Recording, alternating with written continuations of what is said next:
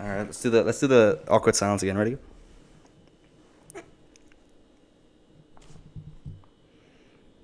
Welcome to another episode of the Happy Podcast. As you can see, it's a little quiet. You might ask me where I'm at. Same place, different time. You might be wondering, how come there's no other voices? I'm Kanji. I'm the host, and I finally extradited Erik from the podcast. A couple weeks ago, we did a game on the 4th of July, a little late than that. And that motherfucker proved that he's a U.S. citizen. So for all these episodes, I don't know how he was still here. But today, I finally got him out for a little bit.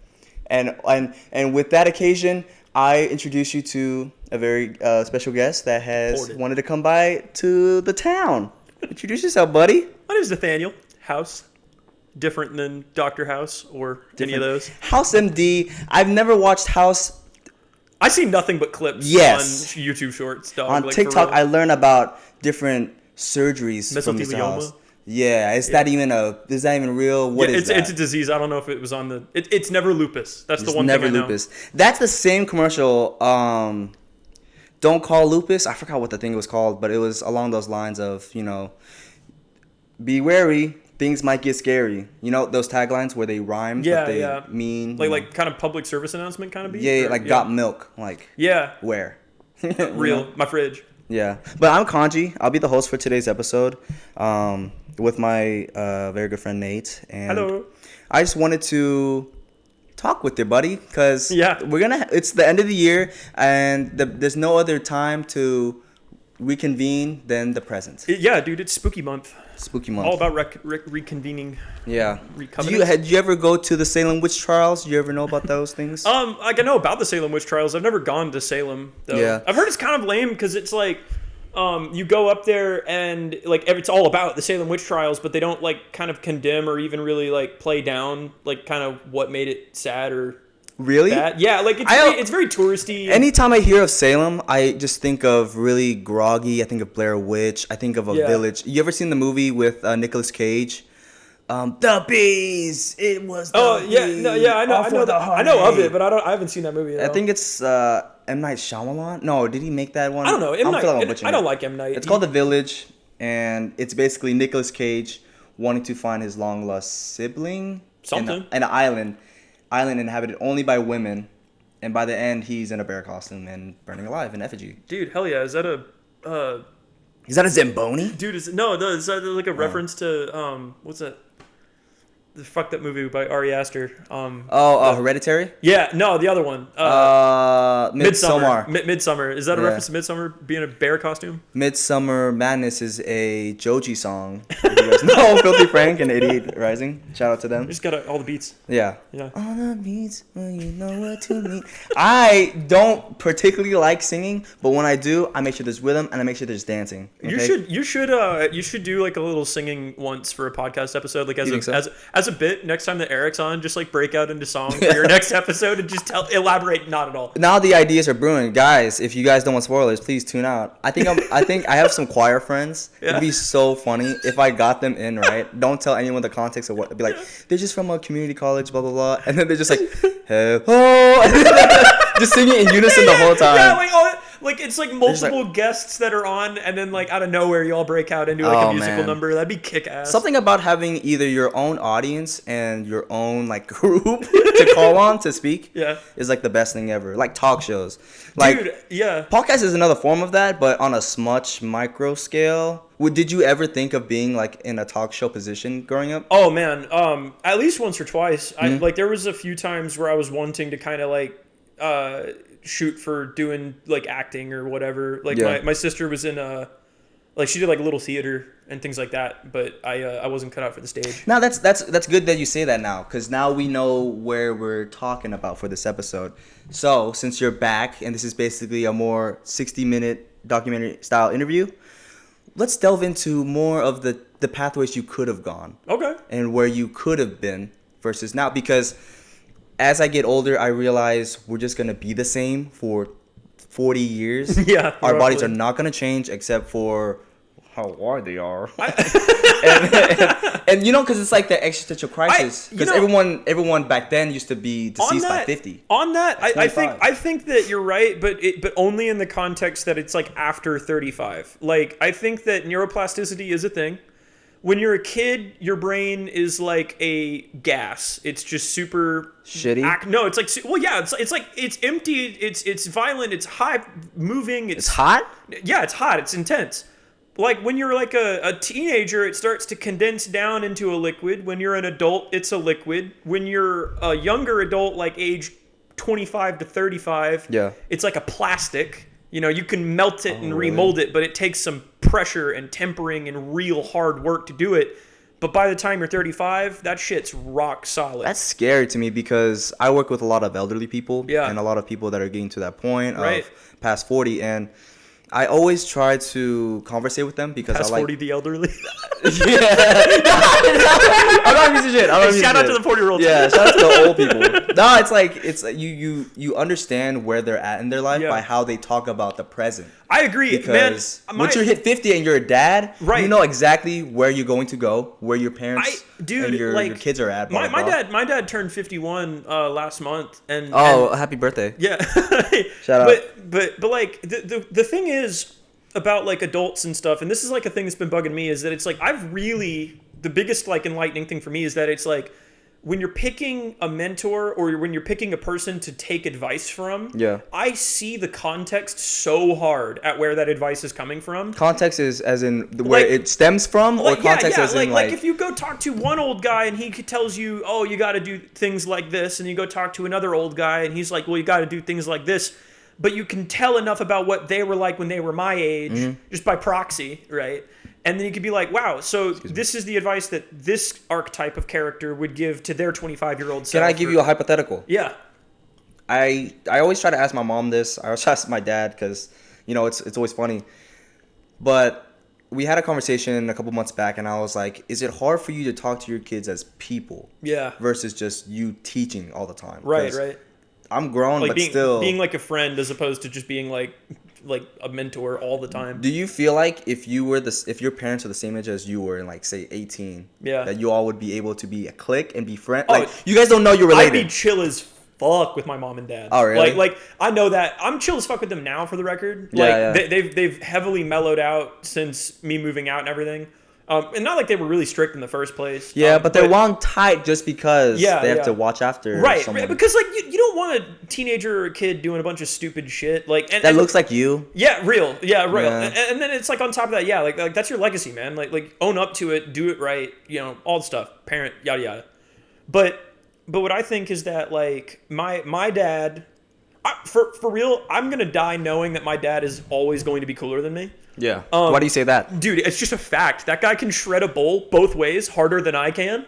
As in, like, he'll skate and smoke. and then, like other stuff. He'll, like, he can snowboard better than me. He can mountain bike better than me. He can kickflip and I can't. Like, he is just cooler than I am. Question, what's his height, though, compared to you? He's 5'11". And you're taller? Yeah, I'm 6'2". That's it. That's all you need to know, baby. Read it and weep, man. You can do all these cool things, but as long as you have height on your side...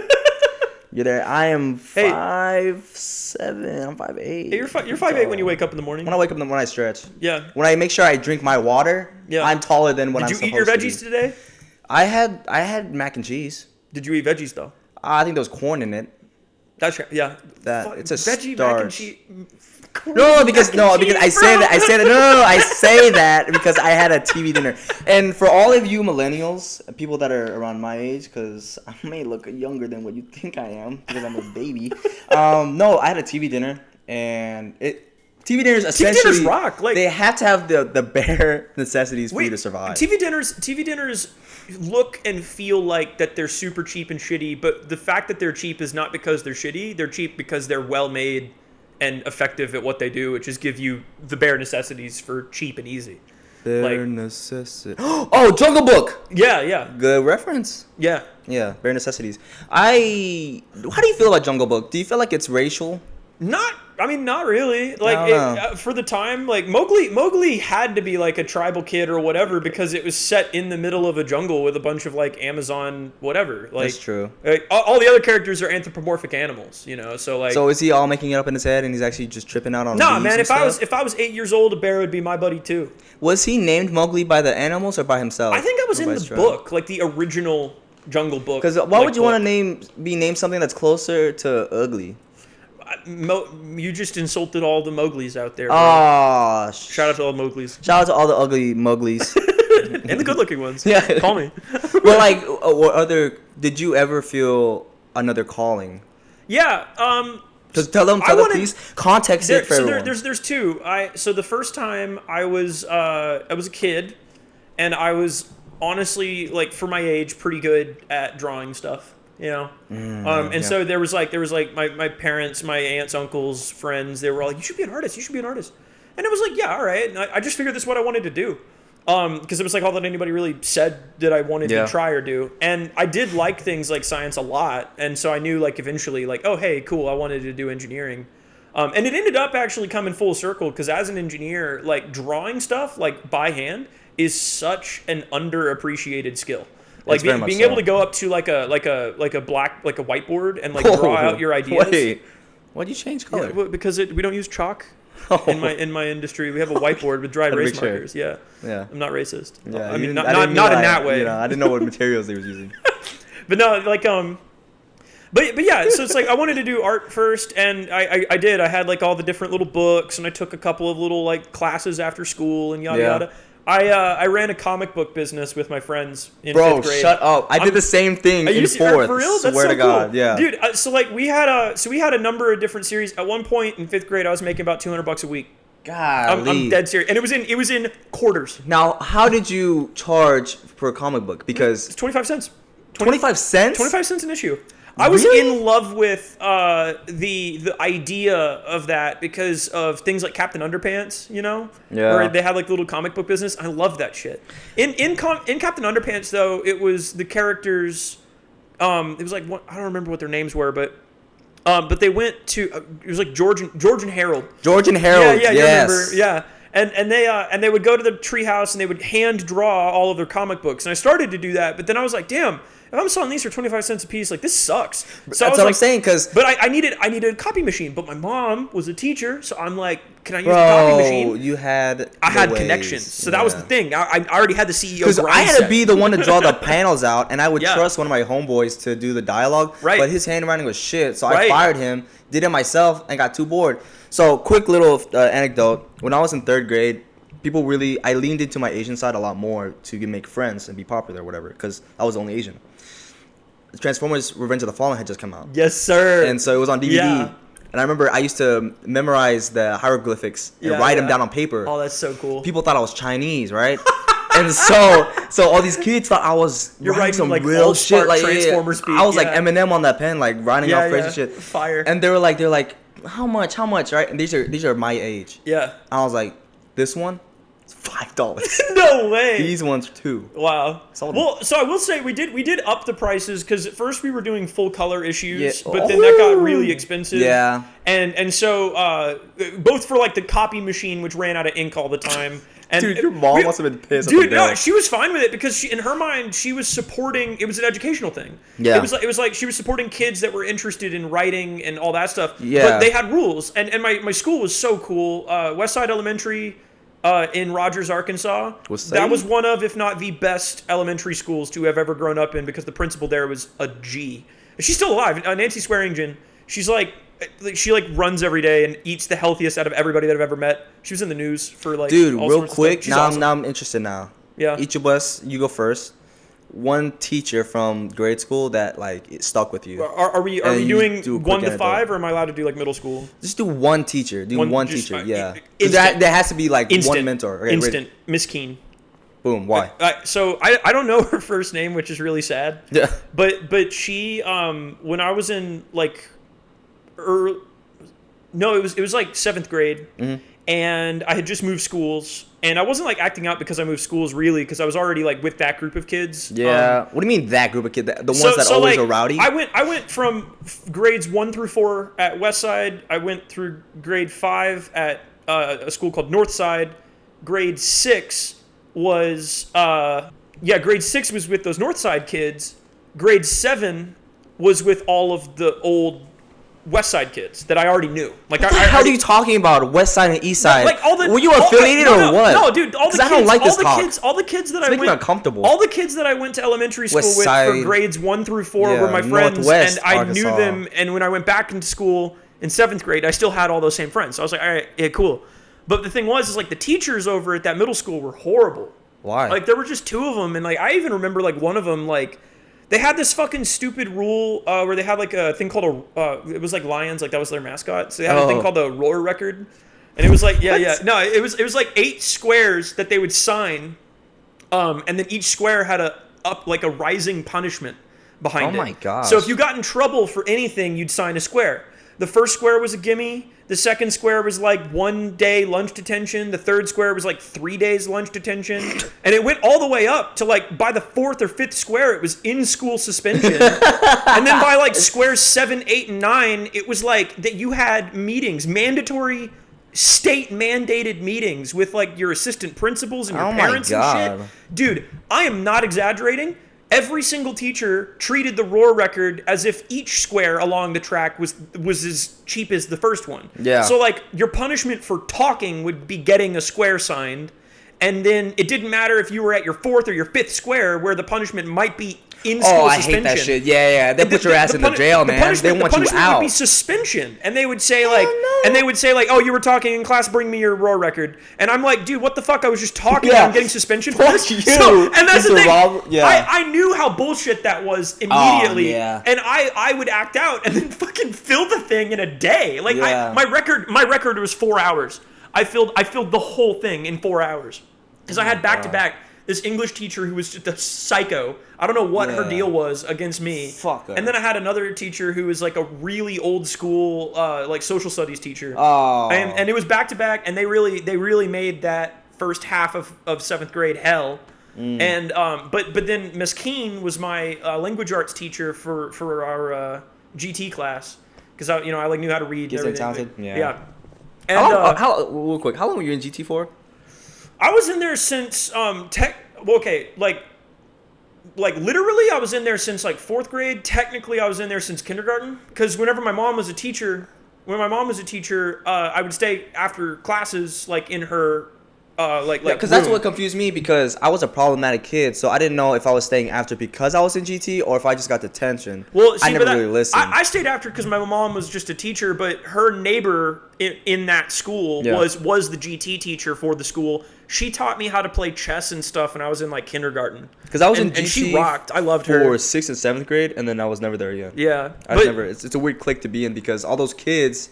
Some of them have big heads for being in there in the first place. Yeah, real. Because their parents, egg them on their role. The worst thing that you can tell your kid is that they're intelligent. I think that's an insult. Genuinely, like, what intelligence is like somebody telling you that you know more about something than they do in the exact moment of that subject. Yeah. But they don't understand the context beyond that. And it's because adults don't make this distinction in their head. And I know this because I'm becoming an adult, and I've started doing this to teenagers and stuff that I know, like my cousins or some shit. Yeah. Where I'm like, where I'll say like, say. No, like I thought you were gonna. No. I'll say something to like my cousins or whatever, and I'll say some shit like you'll understand when you're older, and like I've literally caught myself saying that. And I'm like, oh my fucking God, that is so annoying. Like, and I hated that shit whenever I was a teenager. People at work ask me my age. I always give them curveballs, like 27, 38. I keep them on the fence. Funny. That's funny. Because I don't like them knowing my age. I'm like the youngest by like 20 years in my office, so like really? Nobody cares about how old I am. Like they're like whatever, bro. Like go to work. I mean, at least you have a bunch of mentors. Yeah. Because I don't though. That's the problem. I always had. Charlotte does. She's so really, dude. She's set up. Her boss and her boss's boss both told her verbatim, we care more about your progress than the project's deadline. Crazy. And I'm like, that is the coolest shit a boss can say. In my opinion, like hell yeah. Because anywhere you go, as long as you have that mentor figure to kind of push you, you'll get to that point already. I've heard from very intelligent people that a good mentor is the same value as a master's degree. And I'd completely agree with that. I'll just say this. Shout out George Junior High. The teacher that comes to mind anytime I think of a strong mentor. Yeah. And I'm really bad at keeping up with them. His name is Mr. Creamer. He taught me social studies. And that guy kept me on the lesson plan. Yeah. And he made sure that I passed. You need those straight and narrow dudes, Swear man. to God. Like for me, like Miss Keen was like the first like kind of nurturing, like actually like, wow, you really care about me kind of person, teacher. Because when you first have that and it's like a teacher, It's weird. It's like it's so weird. But she completely changed like my perspective on what school could be. Like one of her lessons was she had a lesson where all of the different tables in her room were different Aztec cities, and she built like a whole role playing game. Did you do flood them? No, like we had like farming stuff. We had to do like sacrifices per day and shit. It was awesome. What sacrifice? So like the like human sacrifices, bro. We were Aztecs. Yeah, I was in Chichen Itza. Represent. Oh, yeah. I've had that dish. I don't know if it's that good. Chicharron. My bad. No. But it was cool. It was a great lesson, and it was the coolest shit ever. And I'm like, dude, no teacher since or before that, like nobody had lessons like that. Nobody cared that much, bro. And she could see when I was stressed out and would like bring me out into the hallway to let me just vent about my morning and like dealing with the other crappy teachers that didn't give two shits about me or anybody. And just like being able to like be respected enough to talk to me that way when it mattered. Like, yeah, you know, you go home and your parents are like, how was your day at class? But like, they can't change anything. Not really. And so you're like, man. And so like having somebody that was a real advocate for me, like back then was so cool. And I miss her so much. And I want to like run into her or something so I could just like tell her how much she meant to me. Yeah. Hopefully this down the line trickles over and she'll be on our Facebook page. That'd be crazy. That'd be crazy. The inevitability is there. I don't know where she is now, but I know that she wasn't like very well liked amongst other teachers because she made them all look bad. Yeah. And they didn't like that. That always happens though. You get one good teacher out of the bunch and it makes everyone else like if Miss Keen became a curriculum coordinator for Rogers Public Schools, that entire school system would be lucky to have somebody like that. I remember, I don't know if this is related, but I remember that in 4th grade that we had to do these projects every week, and it had to relate to a book that we were reading. Yeah. All these kids would do making like a board game, making a book report. Yeah. Me and my friend, Sebastian, we had the balls to go up to the teacher and be like, hey, we want to do a play. Oh, cool. So if you want to give me and a few friends some time to develop something, we'll give that to you 4th grade. Will that be fine? It's going to take longer than a few days. Yeah. And she's like, sure, I'll just put it on the grade for you. Because she cool. liked us. She thought we were funny. That's so cool. We did nothing that whole year. No. Dude, we did nothing. And I think about it sometimes. I'm like, why did she just say yes? Because nothing came from that. Time did nothing. Creative energy is so complicated, man. Like you were talking about like making comic books and stuff. And that was reminding me of like a lot of that. Like where I was saying, I was like, I wanted to be an artist. Because coloring, I didn't even do colors for mine. So that was the thing. For me in my group, I did the storyboarding and the script writing. But integral. But that's the thing. It's like I came up with the stories. I came up with the general placements of the characters. But there were kids that were better at drawing than me, so they became the illustrators. Mm-hmm. There were kids that liked coloring 2 grades lower than us because they were into coloring books. They're kids. Yeah. So we were like, hey, you can color in the lines. I'll pay you to do this. And they were like, dude, I get to color and make money? That's sick. And there was like other kids that were like I found one kid who was good at doing like the inking. So I would like have the illustrator go over with pencil, he'd draw it.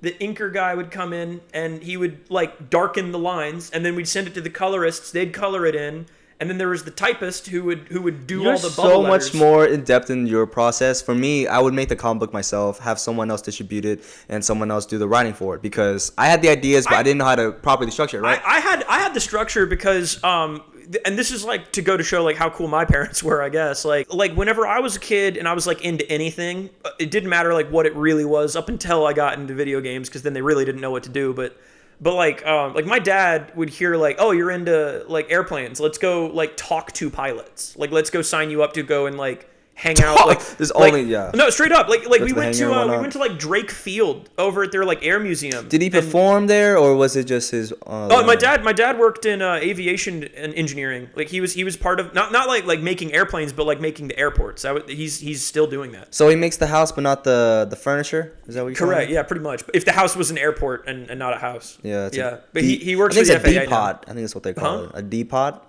I don't know. Yeah. Kind of reminds a crock pot. Yeah. But and it was really good. But that was the thing. I thought I was like, man, I'm gonna be an artist. Like this rocks. Yeah.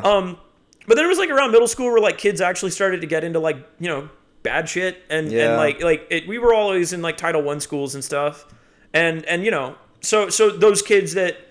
And whenever you cross the barrier of like 5th grade to middle school, everybody's like, "Ew, you're still making comic books? You've been doing that for 2 years? Like you're fucking lame." Yeah, like they're doing their taxes or something. Like they did something crazy. Yeah, and I'm like, dude, whatever. And but like, I'm dead serious. All of that money went to like playing like arcade games, like Mortal Kombat and shit. I used mine to give it to my brother to pay for my Xbox Live. Yeah, that's all I did. Yeah. I had my PlayStation. I paid for like 5 or 6 games with my own money out of that I made from fucking comic books, but no, I loved it. It was great. But what I liked about it was like looking back, I'm like the thing I liked most about it. Like I liked the drawing, I liked all that, but I liked coming up with the ideas for the stories and the structure of everything, and I liked being like with other people who were more talented than me to build something.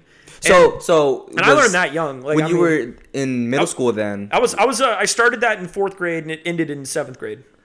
Was that when you figured out your career path, or were you always in the arts? Well, I knew I wanted to be an artist or of some kind, and I was like, all right, this is what I'm gonna do. But yeah, you have a Van Gogh look to you. Well, but the thing was, I just knew that like regular artists, like the general title was not what I was shooting for. Because whenever I watched movies like Robots, like Pixar Robots or some shit. Or like Meet the Robinsons. You see Meet the Robinsons? That movie those movies hits made me in the chest, man. Those movies made and Iron Man, the first Iron Man. Those movies made being like a scientific minded whatever engineer, inventor. They use words like inventor a lot. They made that shit look so damn cool. And I knew from like age whatever. I was like 8. I'm like I'm gonna be an inventor. So I was like, but I had the penchant for doing art, but I knew I was gonna be an inventor. And then and I was like okay, cool. And I learned how to draw like more complex mechanical stuff. And like you could find, my mom's been going through like all of our old kid stuff because they're like trying to downsize because they live in this like tiny apartment in Seattle now. Yeah. But like, but she's been going through all of our old kid stuff, and she's finding drawings from me at like age 7, age 8, 6, whatever, all over from like my entire elementary school days, and like finding like essays or like little like papers that I wrote for class or something, and just cracking up because of like how driven. I was like, I'm gonna build something. A lot of these, and I don't know if I'm speaking out of turn right now, but I always thought about my existence and everything, right? And how everything relates. Being a suburban kid, being a minority in the suburbs, it kind of puts you in this weird space where you can't do all the bad things those kids are doing. Yeah, right. Because your parents aren't enabling you to do that. Right. For us, I feel like we were such in a like cultivated area of town to where we were able to be creative because I still have my old books that my mom found. Totally. And knowing how driven I was back then, it's a testament to how that epiphany. To me, like, and I didn't know this until I was well into like my 20s. But like, it is a testament to how much your parents love you. Yeah.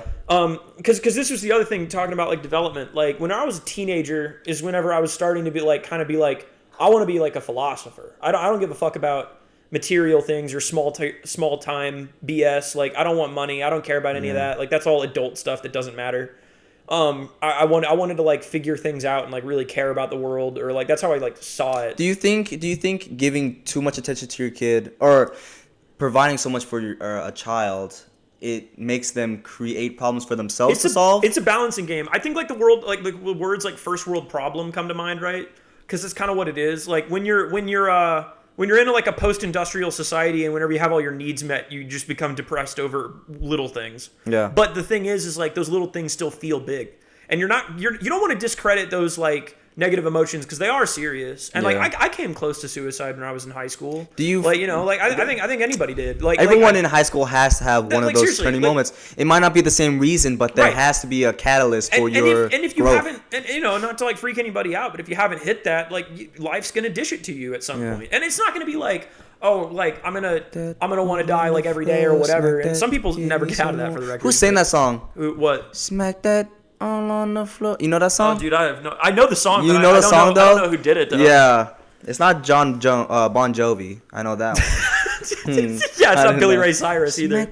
All on the floor. Can you Google that for me real quick? Jimmy, pull it up. Yeah. It's Akon. It's it's Akon. Okay. But no, you know, my attitude was, I was trying to like figure the world out, and I was upset that I couldn't, because I was like 16, and I took it out on my parents a lot because they were like the only people that like cared to interface with that at all, and like my friends kind of helped me through a lot of that.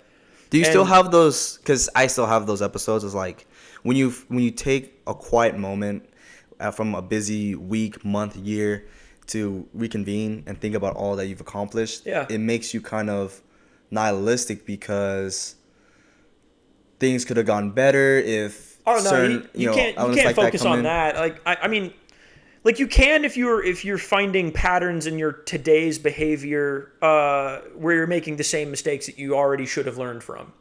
Like I think that's healthy. Like like people say that like you know, comparison is bad for you. I don't think so. If you came from the same suburb, the same school, the same kind of family as someone else, and they're kicking ass and you're not, you know, you should kind of get a little pissed off. Yeah, like not at them, but at yourself for not making good choices, and maybe a little bit. I'm not saying like don't slave over that. Back to Meet the Robinsons. Don't be a Mike Yagubian. Yeah, you know, the bowler hat guy. Don't bowler hat guy it. Keep moving forward. Keep moving forward. And know that your job in life is not anything more or less complicated than taking your time to figure it out and then striking while the iron's hot when you have it figured out. Because it's not that complicated. I've met a lot of people that try to convey themselves as how they're speaking to me. Yeah. And the longer you know somebody, their true colors show. Agreed. And hypocrisy is there. My thing Inherently. is any kind of friendship that I have and the friends that I have now, I keep close knit because the consistency is there, and I've known people to be two-faced and switch on you. I see that, and I think like intrinsically, I've been having a lot of issues with trust just because of what projects have failed recently of mine. You know, like the robotics group and stuff like that, and they haven't really failed. They've just changed in a way. If you are ever so curious, please go down below. The video should be in the recommended. The last episode I talked a little about it, but the if you want to check it out. But you know, it's like I've been having trust issues with like getting people to like listen to my ideas again because of what had happened where I overextended. What are you talking about? Are you discouraging yourself, or do you actually believe it's not? It's not discouraging. But what I'm saying is that it's like I understand when you're saying like, oh, people can be a little two-faced, people can be a little mistrusting, they can be hypocritical. What I've learned from it is that's like the reason why things like professionalism or principles or whatever exist. It's virtues that you share with people, not because you're trying to be a good person or trying to make them a good person, but because if you're both able to look at something and agree what that thing is, you have common ground enough to be able to progress through whatever. Yeah. And that's important. So that's why it's like, if you're in a business relationship with somebody, even if it's like literally you as an employee and your boss, right? Your boss has expectations for you to meet, and if you don't meet them, you don't go there very long, right? Yeah. And so it's like, but even if it's a business partner, like you're both trying to start something together, or if it's like even if it's a subordinate and you're the boss, right? Being clear about what it is that you're wanting to get out of the mutual exchange there is so vital, and that's the major separator between professional colleagues and friends. Because I grew up as a people pleaser, right? And I had to learn to be that dick. Because you need to be. No, but hold on, it's not being a dick. It's not being a dick. It's not being a dick, but I'm using broad terms. But I know what you mean, and it's like, but that's the thing. It's like you gotta set those expectations. You gotta set those boundaries, right? And being a dick means like people don't like it when you set those boundaries. But hey, man, tough. If you're the man in charge and you get personal with people that are underneath you, or woman, proxy, or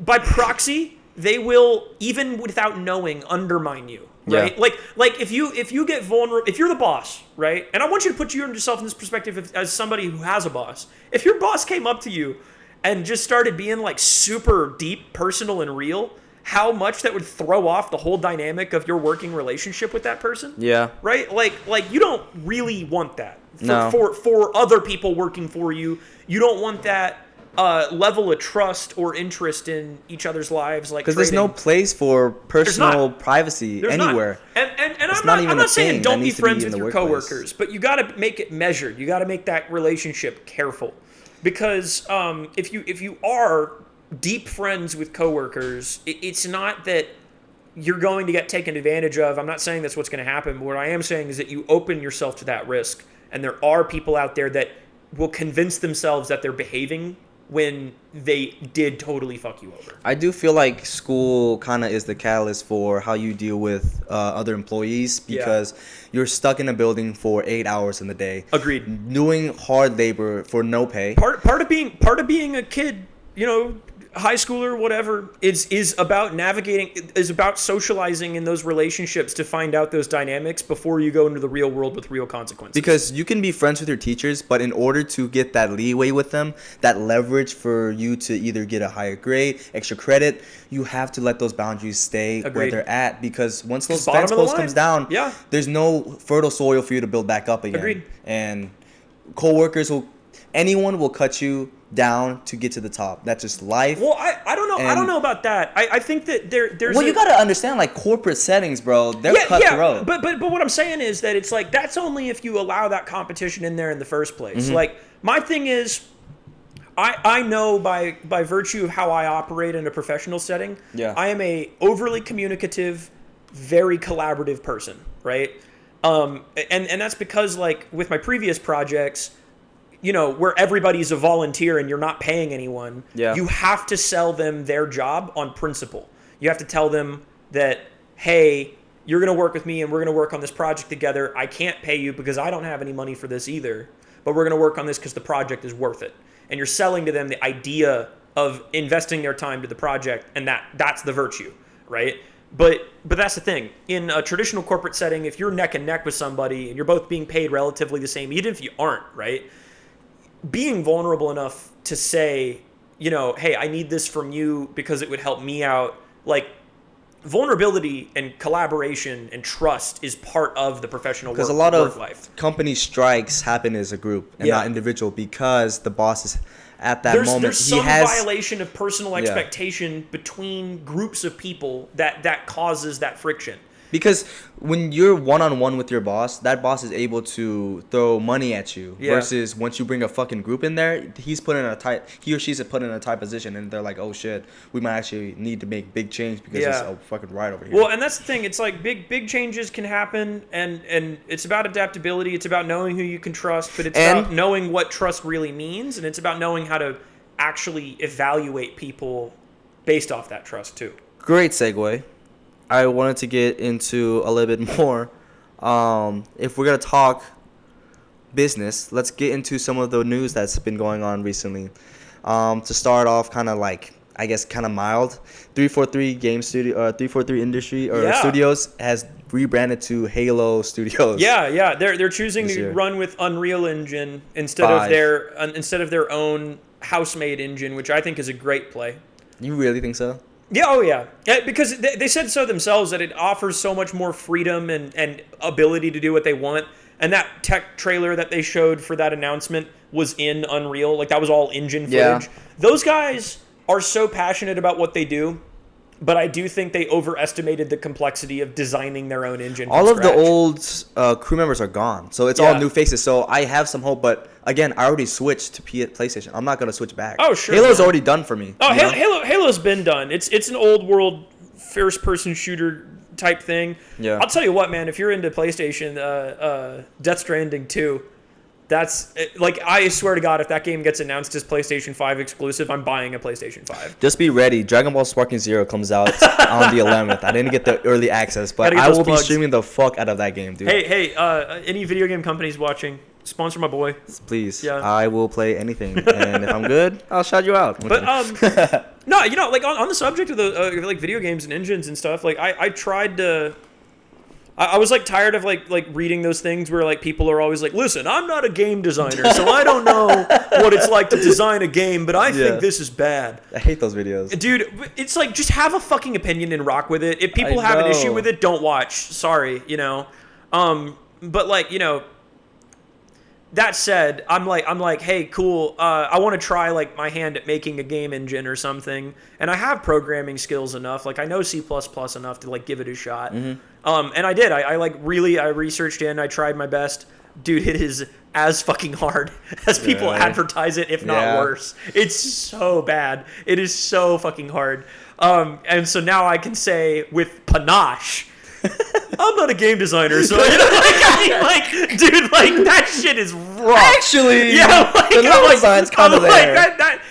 My opinion is now an informed one, and my opinion says that is hard. As I keep doing these videos, I keep trying to find the angles because it's the way people are saying their words is what captivates everyone. Yeah, even me. Yeah. So now I gotta be more like confident in the bullshit I'm saying. Have a hyper ego that you subscribe to, and then just like rock with it until you you know, like honor some demon. Have you seen any cringe this past week? Hi everybody. No, my only cringe I see anymore. I've like largely cut myself from most social media. Yeah, so like I'm on like YouTube Shorts, and there's some cringe that I see on there. I did see one like as I was coming in. Yeah. I was like on my phone. There was this like, it was a post that had X in the background, like triple X, and it said like, post yourself and then the sport you play. It's like doofy like 13-year-old kid, a little chubby, you know, he's got braces, and he's like, and then it shows like just like he just like raised his like iPod and took a picture of his football field. I'm like, that rocks though. It's cringe, but it rocks. Either like, I'm TikTok or Instagram reel. But dude, this was a YouTube short. No, it was freaking Jeffrey Epstein, P Diddy, and XXXTentacion. Oh hell yeah! It was AI, and they're all like hanging out. Oh, they're like talking to each other. Like, no, they're doing like give me my money. Yeah, and like everyone did it until Diddy, and then everyone was like, what the fuck? That's fucked up. What the fuck is going on? Dude, AI videos need to shut the hell up, man. They're scary, man. How fast they're actually becoming like real things. Like someone did a demo of just like these people walking through this field. Yeah. All AI, not even real people, not even real models. I just think like the whole subject is so done to death. I'm tired.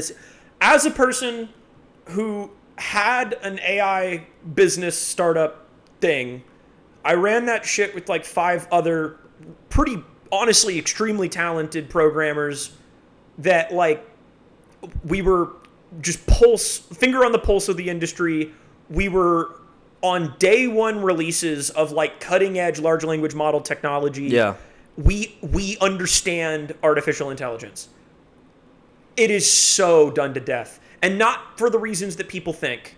It's like the reason why AI sucks to talk about is because it's been adopted by so many fucking like 35 IQ like just meaningless content generator assholes out there that know how to manipulate the algorithm of the internet to like get a quick buck and not give two shits about what's out there. You know, like you've seen all of them, like the text-to-speech Minecraft parkour background, all that. A lot of social media platforms are introducing AI as characters for you to talk to, which I thought was really weird. No, but that's the thing. It's like all the like what makes the technology cool is that I can take any data set of any shape and interrelate it to any other data set of any shape and build a custom thing that will just make data set B generated from new data set A information. Can you give me a movie that does AI right, in your opinion, that is realistically where we're going to go in the future 5 years? Oh, man. Because I'm thinking of one right now, and I don't know if you've seen it already, but I was thinking of the movie Her.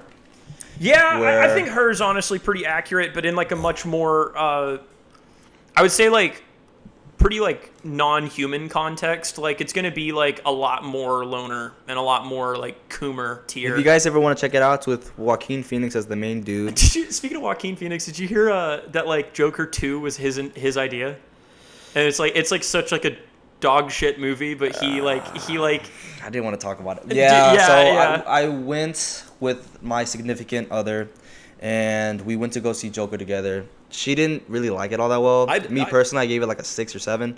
I understand the criticisms, but what really makes me sad is on paper, it must have been a really good idea. I think it's in depth, and it's all about the emotions of where he's a person, but he is wanted by people to be this character. I think that like out of context of it being Joker, it probably could have been really good. Yeah. Like if they made it and honestly, same goes for the first Joker movie. If it wasn't, I didn't mind it that much. Right. I liked the first Joker movie. I think a lot of people did. That's not a dangerous opinion, but I think that like it's one of those things that like I don't think that the second one it didn't assist itself at all by using the IP. Todd Phillips didn't want any kind of conversations with people from DC, so the only people that were the middleman were Warner Brothers. Yeah. So that's why if you ever watch, have you seen the movie yet or no? No. So they don't even do the DC logo bullshit, right? They just do characters based on characters from the DC universe. That's what they did at the end. Speaking of like movies that have been like bad, I saw Megalopolis. Every artist knows inherent to themselves that they can't do the perfect job of capturing how they feel or how they think about things. Yeah. And every artist knows this, but that's why the medium is so important at which they use to express themselves. Coppola tried with this movie so desperately to communicate what I think is in his opinion, his final send-off message to the world.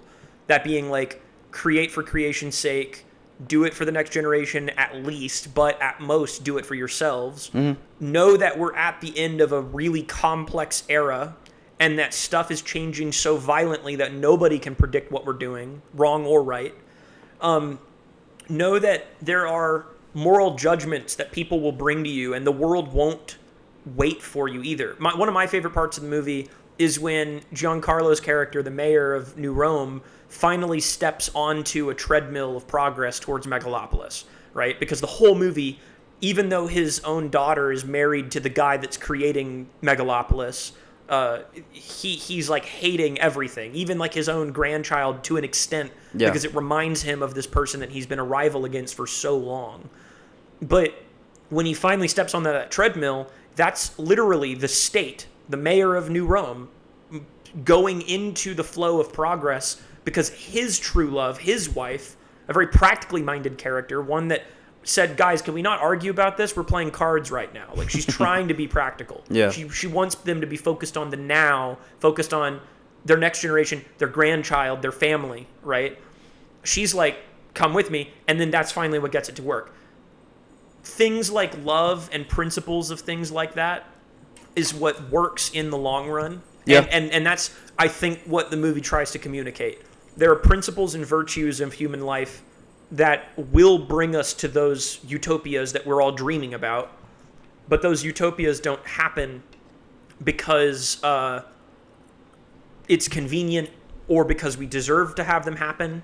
They happen because people are daring enough to go against everything, all of the state, all of reality, all of their friends, all of whatever, Jesus. And just create for creation's sake, and try their best when they have the time to, and push. And that's to wrap it all together, like, my growth as an adult has come to that point where I've realized it's important. Know my place in time, know that time is passing, and that I owe it to myself to work hard, not because it's even the right thing to do, but because I would want that for myself looking back at now, right?